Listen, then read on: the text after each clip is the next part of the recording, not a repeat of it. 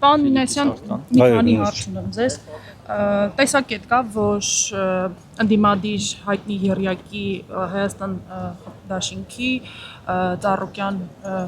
դաշինքի ենթադրյալ։ Ինչի ենթադրյալ։ Դա ԲՀԿ-ի Բարգավաճ Հայաստան կուսակցության եւ Ուժեղ Հայաստան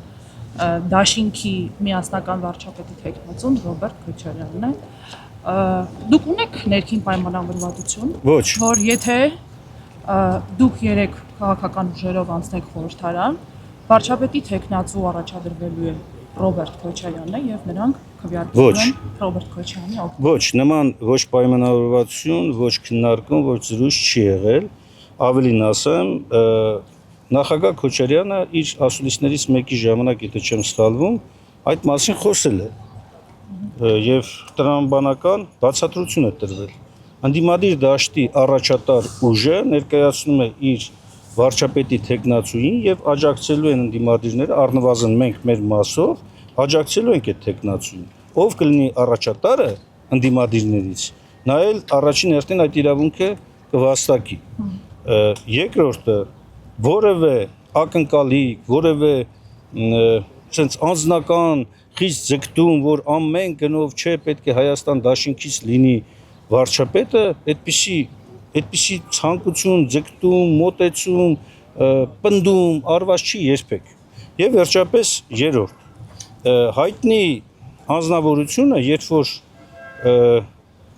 փորձում է թիրախավորել անցնելով անձնական նաև արժանապատվության սահմանները վիրավորելով, հա, բերելով 3 բևեռներին անունը դնելով ինչ եռագլուխ կուսակցություն եւ այլ, ինքը ունենալով մի գլուխ, այնքան արավիրք է բերել մեր երկրին, որ ինչ եռագլուխ, ինչ 10 գլուխ, ինչ 100 գլուխ, որևէ մեկը չի կարող մրցել իր այս արավիրքների հետ, բայց ես ուզում եմ հարգանքով մոտենալ նաև ընդդիմադիր մյուս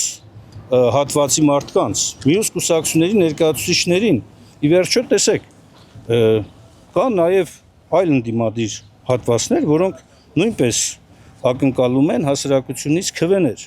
Այո, առաջատարները գուցե մենք մեր ձեր կողմից թվարկված 3 քաղաքական ուժերն են, բայց էլի ընդդիմադիր կուսակցություններ կան եւ ես հաջողություն եմ մաղթում բոլորին։ Բոլոր ընդդիմադիրներին, ի վերջո մենք նորից եմ կրկնում, մեր նպատակը ընդդիմադիր դաշտում այնպիսի իրավիճակ ստեղծելն է, որպեսզի այս իշխանության վերարտադրությունը իսպառ բացառվի։ Հուբեկանում Ռոբերտ Քոչարյանի հայտարարություններին եւ հարցազրույցներին պարոն Մինասյան, նույն Ռոբերտ Քոչարյանը օրինակ շատ բաց տեքստով ոդկասթներից մեկի ժամանակ ասաց, որ ճգնաժամային իրավիճակներում կառավարելու փորձառություն ունի եւ ակնարկեց, որ այո, իսկ դուք այլ բան եք գնահատական ունեք, կպահեմ, ես լրագրող եմ, այս դեպքում կարծիք հայտնի։ Եթե դուք վկայակոչում եք, շարունակելով հարցը, պարոն Մինասյան, ակնարկեց, որ միակ կարող վարչապետի թեկնածուն ինքն է ակնկալելով, որ հենց իրեն պիտի ընտրեն եւ մի կարգախոս էլ չէ, շրջանառվում է ձեր կողմից, հունիսի 7-ին ընտրողը պետք է ընտրություն կատարի փորձի, փորձարարության եւ փորձանքի միջև։ Հիմա Ռոբերտ Քոչարյանն այս երեքից որ մեկն է, փորձն է, փորձանքն է, փորձարարությունն է։ Դուք ասեք որն է, որ ես կարողանամ։ Ես էլի ձեռնպահ կմնամ։ Դուք ձեռնպահ չեք հիմա դուք ձեռնպահ չեք, որովհետեւ եթե դուք ձեռնպահ չլինեք, եթե դուք կողմ չլինեիք, դուք կարող եմ իշտել ներքև։ Չէ, ես կբարձրանամ։ Ակնհայտ է շատ կարևոր մի բան, հա, որ Ռոբերտ Քոչարյանը թե իր փորձառությամբ, թե իր արդեն անցած ճանապարհով եւ թե իր գործունեությամբ դրան գումարած հայ հեղափոխական դաշնակցության պատմական ամբողջ ընթացքը եւ համագործակցության ընթացքում ձեռք բերված բազմաթիվ դրական կողմերը թույլ են տալիս ասելու, որ այո, փորձառությունը, փորձը, վճռականությունը մեր դաշինքը ունի։ Իդեմս նաեւ դաշինքի առաջնորդի։ Դիսկոմֆորտ կա, եթե քվեարկեք, օրինակ Արման Թաթեյանի օգտին, օրինակ տեսեք, ես քիչ առաջ ասեցի, չէ՞, ինչն է սկզբունքը։ Առաջատար ընդդիմադիր ուժը ստանալու է մեր աջակցությունը։ Ստանալու է, որևէ խնդիր չկա եւ նախագահ Քոչարյանը դա էլ է ասել, ասել եթե մենք եղանք առաջատարը, ակնհայտ է որ իմ թեկնածությունն է լինելու։ Եթե այլ ուժ եղավ ընդդիմադիր դաշտում, իհարկե մենք պետք է աջակցենք։ Ինչ կլինի իրավիճակը այդ ժամանակ։ Կախված է նաև մեր մյուս գործընկերների վարկագծից։ Այնուամենայնիվ մեր նպատակը ընդդիմադիր դաշտում այս փոքր-մոքր կծմծոցները եւ իշխանության կողմից հրահրվող վարկագիծը, ներառյալ լրատվամիջոցների կողմից իշխանական այս կծմծոցները ընդամենը մի բանի մասին են խոսում,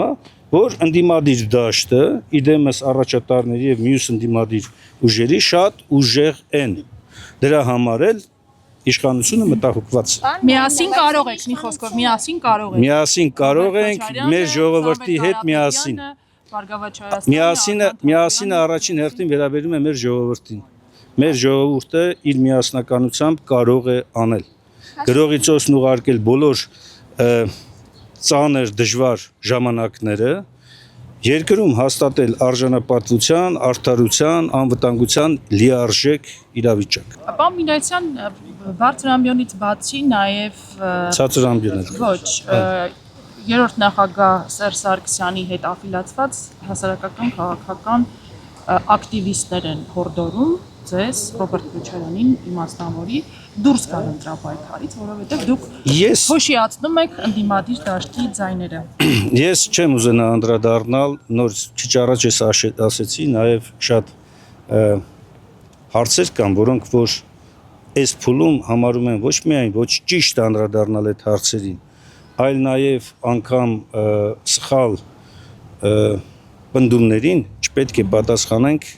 ագրեսիվ կամ այլ դրսևորումով, որպեսզի չվնասենք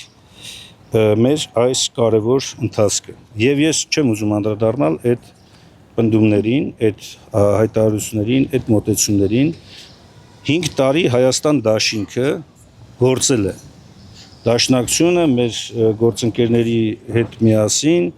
երկրորդ նախագահի քաղաքական թիմի հետ միասին մենք գործել ենք։ Առաջին անգամ Հայաստանի Հանրապետության, երրորդ հանրապետության պատմության մեջ դաշինքը շարունակում է գործել։ Դուք կարող եք հիշել որևէ երկրորդ դեպք, չկա փլուզված դաշինք, չկա։ Հակոբյանի վերածնվող Հայաստանի Դաշինքը բայց չփլուզվեց, չէ։ Բայց դաշինքը ձևավորվել էր երկու քաղաքական Բայց դաշինքը Քոչարյանի շուրջ։ Այո, բայց դաշինքը չփլուզվեց, այո։ Տեսեք, մի վարքյան, այտենց արագ ասելով չի։ Եթե դաշինք, Հայաստան դաշինքը շարունակում է գործել, այդ նշանակում է ինչ որ արժեքներ կան, չէ, որ ոչ միայն դե ֆակտո է գործում, խորհրդարանում ով է խոսում։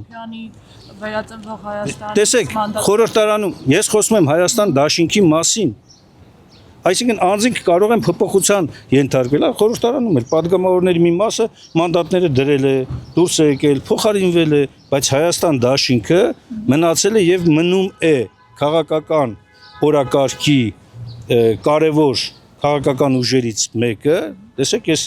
բան չեմ, տենց ինքնասիրահարված որ ասեմ ամենահիմնական, ամենագլխավորը, թեև կարող էի դա ասել, որովհետև ամենամեծ ընդդիմադիր քաղաքական միավորն է խորհրդարանական ուժը։ Ավելին դաշնակցությունն էլ իր падգամավորական ցանկով ըստ էության ամենամեծ ընդդիմադիր կուսակցությունն է, բայց ես այդ էլ անգամ չեմ առաջին պլան բերում, որովհետև մեր գլխավոր խնդիրը ոչ թե ամեն գնով առաջինը լինելն է, այլ ամեն գնով ձեռնպազատվելն է այս իշխանություններից։ Հիմա ես հուսամ մեր ժողովրդի վստահությունը, որ իշխանությունը պետք է փոփոխվի, չարժանանա իշխանության հերթական ապօրինի վարքագծին, որովհետև ես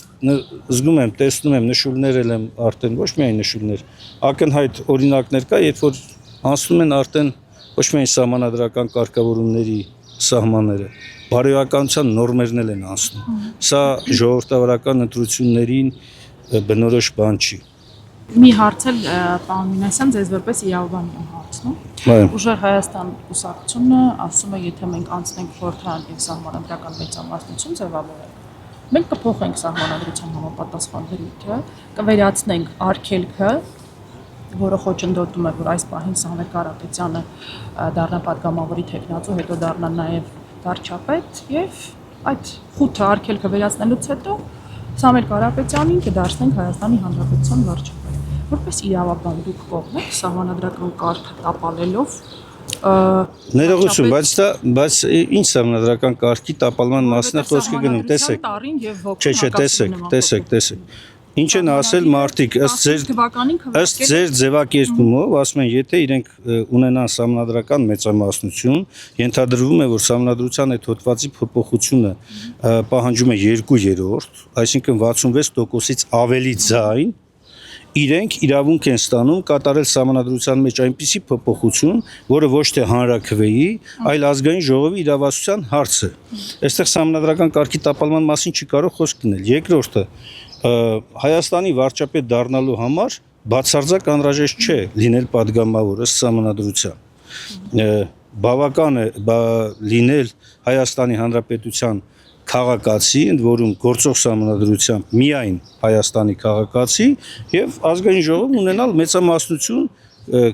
անձինք, ովքեր կքվեարկեն։ Հիմա տեսեք, նորմը, որի մասին ասվում է, վերաբերում է կառավարության անդամներին ներկայացվող սահմանափակումներին։ Խոսքը չի գնում պատգամավորների մասին։ Խոսքը գնում է կառավարության անդամների սահմանափակումների մասին։ Սահմանադրական այդ նորմը փոփոխման է ենթակա ոչ թե հանրաքվեով, որովհետև պատգամավորների հարցը հանրաքվեով է։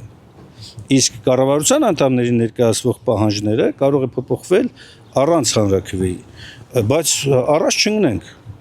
Բայց ես գնահատում եմ իրենց անկեղծությունը, ճիշտն ասած, ավելի լավ չի անկեղծորեն ասել, թե իրենք ինչ են ուզում, քան թե ուղիղ գլխի վրա հակառակ հայտարարություններ անել, ինչպես Նիկոլ Փաշինյանը, գա եւ անել ուղիղ հակառակ բաներ։ Ես բարձր եմ գնահատում բոլոր այն քաղաքական ուժերի եւ գործիչների խոսքը,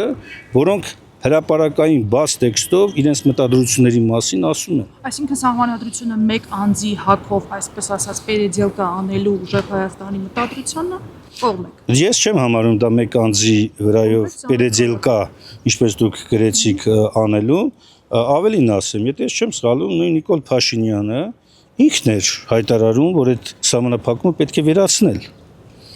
Ես ուզում եմ հիշեցնել իր պարլամենտում ունեցած ելույթներից մեկի ժամանակ ինքը ուղիղ տեքստով էր դա ասում։ Ու եթե չեմ սխալվում 148 հոդվածներ սահմանադրության, որ անհրաժեշտ է անիմաստ սահմանափակումը, անտրամաբանական սահմանափակումը վերացնել, որպեսզի հնարավորություն տրվի նաև Սփյուռքի մեր հայրենակիցներից շատերին ներգրավվելու Հայաստանի կառավարման գործում։ Այդ ինչ եղավ, որ ինքը միտքը փոխեց։ Կարող է այդ իշխանական աթոռը այնքան փափուկ էր, որպեսզի որ իրան ուղակի տվեց հնարավորություն, ասես չէ, ինձնից բացի ուրիշ ոչ ոք չնստես աթոռին։ Հիմա էլ հրապարակային դրա մասին ասում է կամ ես եմ լինելու վարչապետ, կամ Հայաստան չի լինելու։ 15 թվականին, երբ որ ընդունվեց սահմանադրությունը, եթե չեմ սխալվում, դուք պատգամավոր եք, թե նախարար։ Ես 15 թվականին պատգամավոր եմ եղել, ես կողմ եմ արտահայտվել այդ սահմանադրությանը, առանձին վերապահումներ ունեցել եմ սահմանադրական մեխանիզմների անկատարության մասին, այդ թվում նաև գործադիր իշխանության զսպելու ինստիտուցիոնալ համակարգի մասին, ինչը ցավոք սրտի հիմա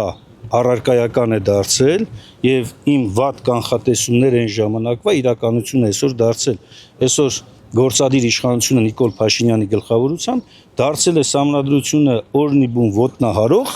ու դրա համար որևէ պատասխանատվության չենթարկվող անձ։ Ըստ էության իմպերատոր,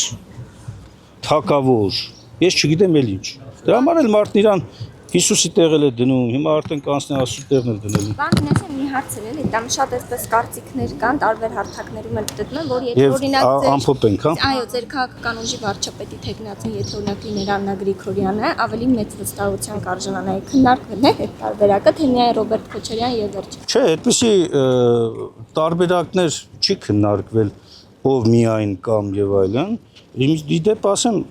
Հայաստան դաշինքի մեջ բազմաթիվ վարչապետի թեկնածուներ կան։ Մենք ինչ ենք երկրորդ նախագահի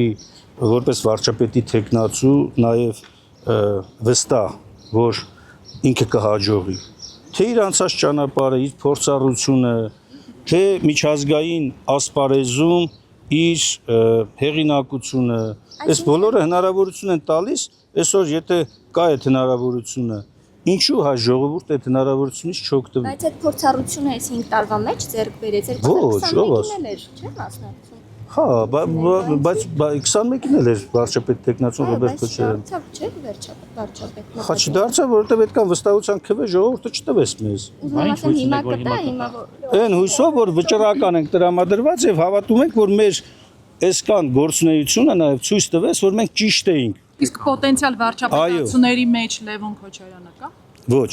Ինչու՞։ Ասում եք, կա, ասում եմ ոչ։ Ինչու արժանիքներ։ Ես չասեցի բոլորն էլ։ Եվ ավելի Ներողություն։ պատգամավոր է, ակտիվ։ Չէ, ես քանի որ ես հասկանում եմ ձեր հարցադրումների անունով։ Ես քանի որ ես հասկանում եմ ձեր հարցադրման ուղղվածությունը, տողատակը եւ ներողություն ես բարձ հանգարց չվիրավորեք նենգավորության խորությունը,